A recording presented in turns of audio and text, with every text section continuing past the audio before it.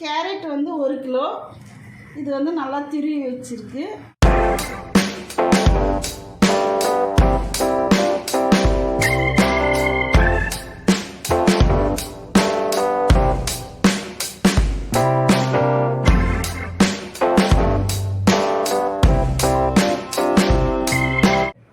Carrot வந்து 1 kilo. இது வந்து நல்லா திருவி வச்சிருக்கு. இன்றைக்கி வந்து என்ன செய்கிறோன்னா கேரட் அல்வா. இதுக்கு வந்துட்டு 1/2 லிட்டர் பால். முதல்ல பாலை காய்ச்சிக்குவோம். பால் வந்து இப்போ நல்லா காஞ்சிட்டுது. நல்லா கொதி வந்து இப்போ வந்து கேரட் போட்டுக்குவோம்.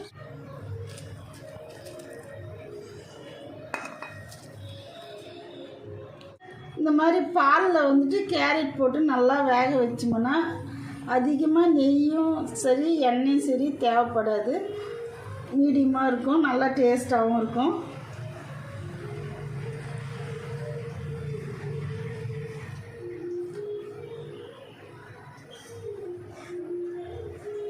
நல்லா அடியில் வந்து கனமான பாத்திரத்தை வச்சு செய்யுங்க. அப்போ வந்து நல்லா அடி பிடிக்காமல் நல்லாயிருக்கும்.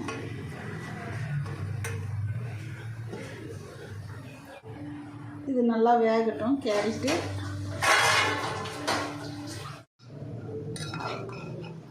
இதை வந்து நல்லா கலரி விடணும் அப்பப்போ பார்த்து.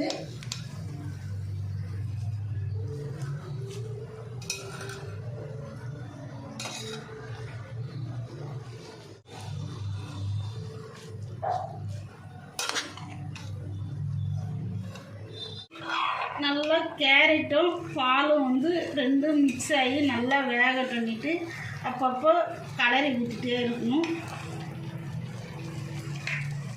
நல்லா பாதி அளவுக்கு வெந்திருக்குது. இப்போ வந்துட்டு சிம்மில் வச்சு வேக வைக்கிறேன். இது வந்து நல்லா வேகட்டும்.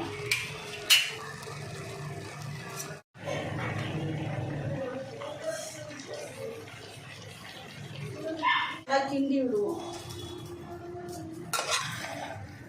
தேவையான அளவு சர்க்கரை போட்டிருக்கோம். ஒரு சிலருக்கு வந்து இன்னும் இனிப்பு அதிகமாக தேவைப்படுதுன்னா சாப்பிட்டு பார்த்து இன்னும் கொஞ்சம் தேவைப்படுறது போட்டுடுவோம்.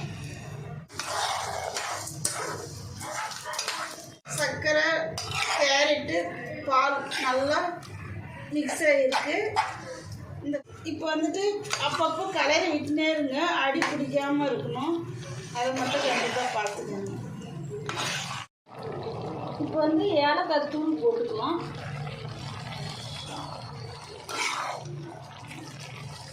நல்லா கலரி விடுவோம்.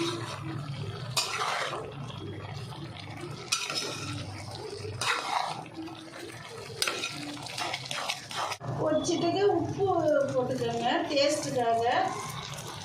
வந்து தேவையான அளவுக்கு ஊற்றிக்கோங்க. நான் வந்து ஒரு 5 கரண்டி நெய் ஊற்றிக்கிறேன். முந்திரி பாருங்கள், ஒல்லியாக இருக்கவங்க அதிகமாக முந்திரி சேர்த்துக்கோங்க.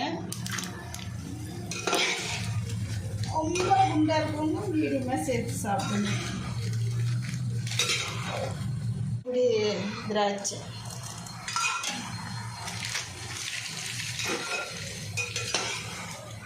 நல்லா முந்திரியும் திராட்சையும் நல்லா கலர் வந்துட்டுது பொன்னிறமாக.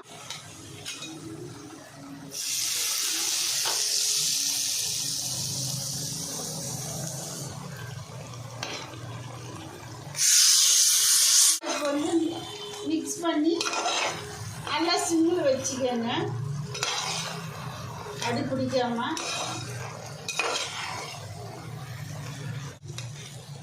இதோட ஆஃப் பண்ணிடுவோம். கரெக்டாக வந்து நல்லா செட் ஆகட்டும்னு ஒரு 10 நிமிஷம் மூடி வச்சுருவோம்.